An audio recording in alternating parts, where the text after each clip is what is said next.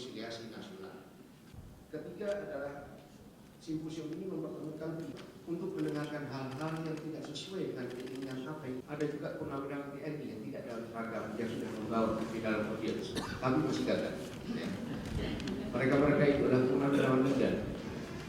Nah, betapapun perbedaan kita di antara kita, tingkat peradaban bangsa Indonesia dilaksanakan simposium.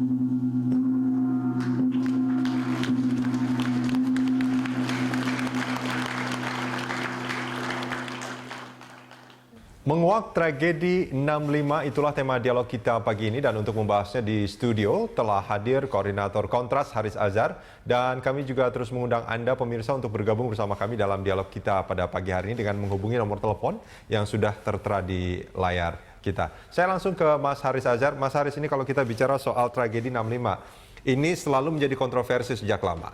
Dulu ada penyebutan namanya bahkan terus diubah gitu kan, dari apa namanya kita tahu G30 SPKI terus menjadi tanpa PKI, dan kemudian sekarang Anda Kontras juga mengatakan bahwa menemukan lokasi-lokasi kuburan massal.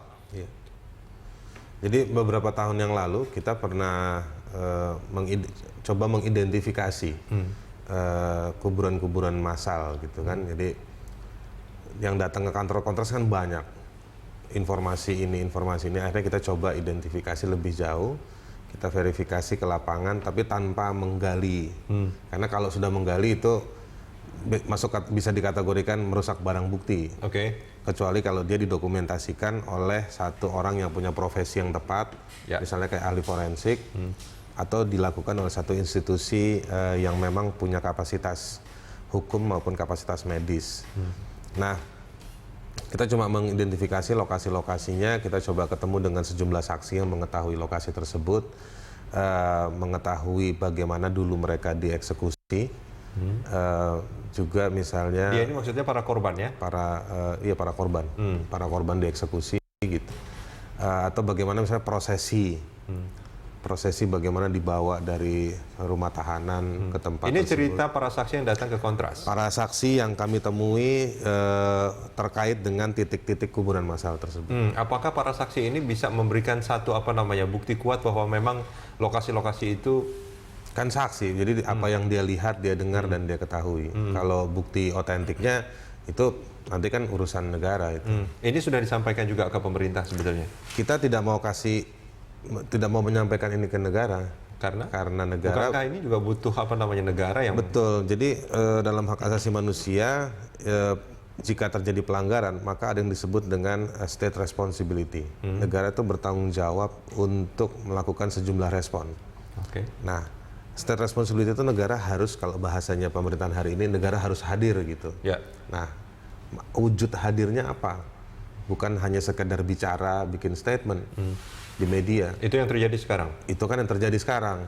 Nah, jadi harus konkret. Tunjukkan, planningnya kita mau buat apa. Sebetulnya kan pemerintah juga sempat mengatakan bahwa ayo sama-sama kita buktikan gitu kan. Tolong tunjukkan di mana nanti kalau kita mau betul, buktikan. Tapi kan sekali lagi saya coba kalau orang Jakarta bilang mepet gitu, didekati. Didekati. Kita akan kasih, tapi sekarang kita akan kasih lewat mekanisme apa? Kalau hanya menyerahkan pada satu jabatan menteri atau pejabat dari institusi tertentu, terus jaminannya apa? Jaminan apa maksudnya? Jaminan bahwa itu akan ditindaklanjuti? Iya. Lewat mekanisme apa?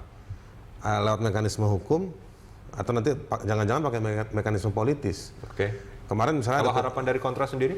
Ya harusnya ada mekanisme resmi. Seperti apa mekanisme resmi? Mekanisme resmi itu misalnya begini, negara mengatakan, diterima kepada kami, yang kami terima menjadi dokumen negara. Apapun itu hasilnya, lalu diverifikasi, itu kerja tuh. Diverifikasi, hasilnya dibuat secara tertulis resmi, menjadi bagi dokumen negara juga. Ya kan? Setelah diverifikasi, jika ditemukan ada satu ada definisi korban di sana, atau ada kerugian di sana, atau ada penderitaan di sana, maka negara harus melakukan apa? Nah, mereka harus sebutkan itu. Jangan nanti dokumen diterima, terus mau ngapain? Ya nanti kita lihat. Wah, itu nggak bisa. Itu yang terjadi bertahun-tahun. Maksudnya bertahun-tahun, artinya selama ini sudah dilakukan? Di pemerintahan SBY itu kami lakukan. Oke. Kami datang ke sini, datang ke sana, kami coba berikan ini, berikan itu. Meskipun dokumen soal kuburan massal kita tidak berikan ya. Tapi dalam banyak konteks pelanggaran hak asasi manusia, itulah problem besar kita di negeri ini. Tidak ada tindak lanjut dari... Tidak ada tindak lanjut. Misalnya saya kasih contoh yang lain. Persoalan Papua lagi dibicarakan juga minggu-minggu lalu. Rekomendasinya apa? Diselesaikan secara politis. Politis itu definisinya apa, ukurannya apa, rujukannya apa, kita nggak jelas. Oke, kembali lagi ke tragedi 65 ini sebetulnya, Mas Haris. Dari hasil penelitian Kontras sendiri, itu sebetulnya apa yang tidak diketahui oleh masyarakat sampai sekarang sebetulnya? Sebetulnya yang menarik dari peristiwa 65 itu adalah satu, betul bahwa ada luasnya praktek kekerasan pada saat itu. Ya kan, luasnya praktek kekerasan. Ini kalau kita bicara luas ini bukan hanya wilayah ya, tapi juga bentuk ya? Bentuk. Oke. Wilayah itu dari mulai Aceh Tengah itu, bahkan di Aceh itu banyak informasi yang mengatakan sebetulnya kekerasan itu pertama kali terjadi di Aceh. Saya pernah tinggal di sana, Takengon itu kan? Di Takengon.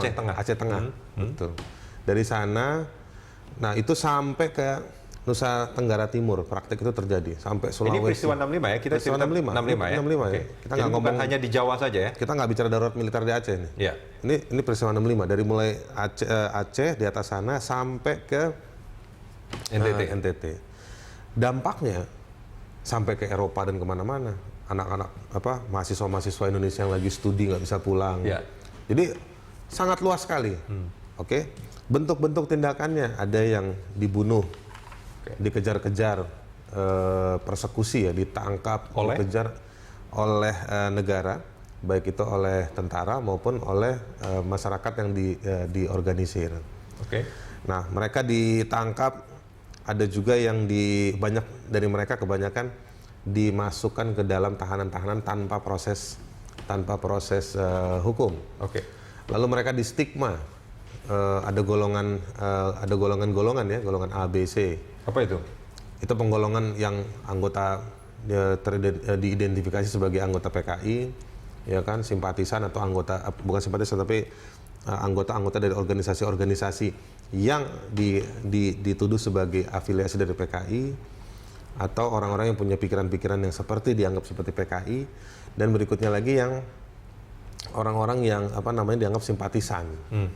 Nah, ini kategori-kategori ini berlaku sepihak tanpa bisa diuji akuntabilitasnya. Dan tanpa pengadilan? Tanpa pengadilan. Itu jumlahnya kalau baca di mana-mana gitu, jumlahnya sampai ratusan ribu orang. Nah, jadi begini, kalau misalnya Pak Menteri Koordinator Politik Hukum dan Keamanan,